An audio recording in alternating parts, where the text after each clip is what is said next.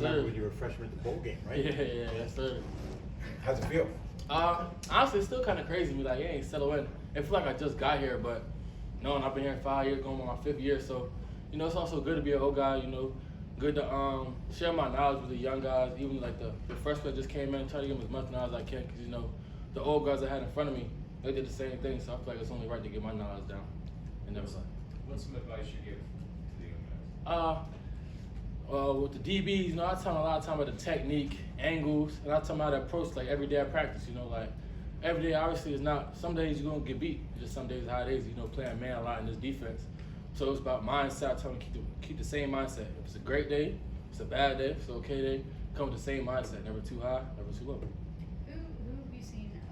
How have you seen like Cruz and Coach mentioned Jesse Anderson? How have you seen those guys kind of battling out for the spot next to you to take Donovan's place? Cruz and Jesse, they're having a great first 2-day practices. First 2-day practice is really just playing fast, playing mentally sharp. They're both doing that, and they're both playing at a high level right now. And they'll continue to get better, continue to compete throughout the spring. So, it's going to be good to see the battles and see the plays they make throughout the rest of the spring. What's it been like having Kavir so far in this program? What have you seen from him? Kavir, he's really smart. He's a very smart and savvy football player. I can say that a lot. He's very smart. You can tell he was coached right at his last school. I don't know exactly what his last school was, but I know he was coached well, and he transferred that over to Pitt. He's a really good player. He's going to make some big time plays. Are there any other new guys, not necessarily in the DB room, that popped out to you? I worry about the DB, to be honest, but I know like all the freshman DBs, they came in. Josh, Sean, is it both Seans? In fact, Kavir obviously. All them came in. They made plays already. They understand the game plan, understanding the installs, and that's good. That's all you really want from like new guys coming in to understand the game plan, understand the install. Because once you do that, you're gonna play faster as time comes on anyway.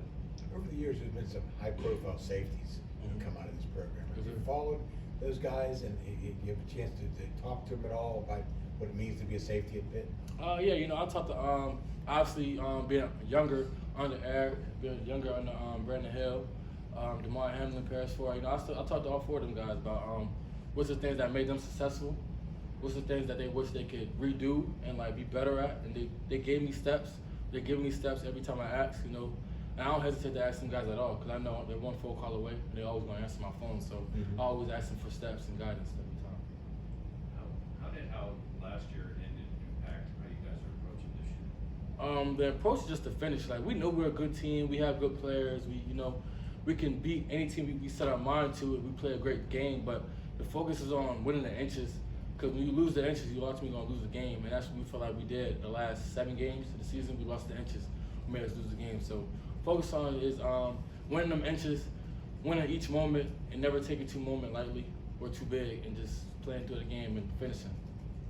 What about your own game? What are some of the things you've been trying to focus on this offseason, heading into spring camp? What are some of those things? For me, personally, it's mostly coverage, mental aspect, knowing what's going to happen, knowing what's going to attack me. Because a lot of times I feel safety.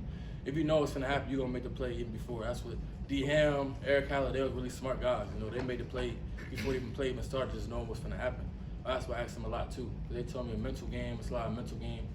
And also just running full speed on my tackles, making splash tackles, like no slowing down, no choppy steps, just run full speed and make a person react to me, not me react off them.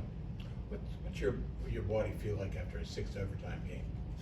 Crazy. I can't even explain it to you. It's worse than any other game. It's like 2 games put to 1. So that's one of them games you just gotta sit back. You take a little longer to get dressed, take a little longer to get in the shower and stuff. You just sit back, get some ice in your body, It's one of them games. When did you start feeling better after that game? Probably like 2 more days after that, I just sat back, because we went back home after the bowl game, so I just rested, give my body a little rest after a long season, Sometimes you just need that rest, mental break, physical break. So like 2 days after that, my body started to feel better again, back to normal. What were the emotions like? The conversations with your teammate, like Ash Ryan, like here in the building and outside the building, as you guys were talking about that game and just the 6 games, losing in a row after all. Yeah, that's always emotional, when you lose, even just 1 game, but especially 6 games in a row. That's a very emotional time.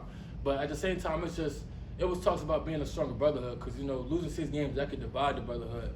But it's talk about coming together stronger. You lose 6, you gotta find a way to keep getting stronger and stronger as a brotherhood, so you can prevail and overcome the obstacles we got.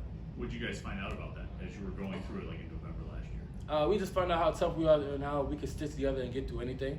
You know, even through bad times, we know there's gonna be work that we gotta put in, and with us together, we can get through anything. So just never doubt each other. How would you describe the difference facing the offense now with Eli that had a year as opposed to remembering what it was like practicing against last year?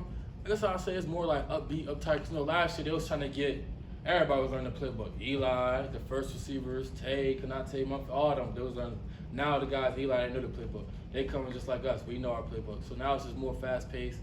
We hit the ground running from day one instead of from last year. Now they're learning the playbook a little slower. So now it's just hit the ground running. Let's compete. As someone who's in the defensive back room, what can you sort of say about Mason Alexander, the type of person he was, some of the interactions you had with him? Through the short time Mason was here, it was 2 months. You know, he's a great young man. I can say that. He brought a lot of energy every day. He was the same person, like high energy. You remember PJ? Y'all remember PJ? Energized person, like high energy, great person, great young man. It's sad to hear when I got that news. It was real sad and devastating. But I wish his family the best, and I know he's in a better place now with God.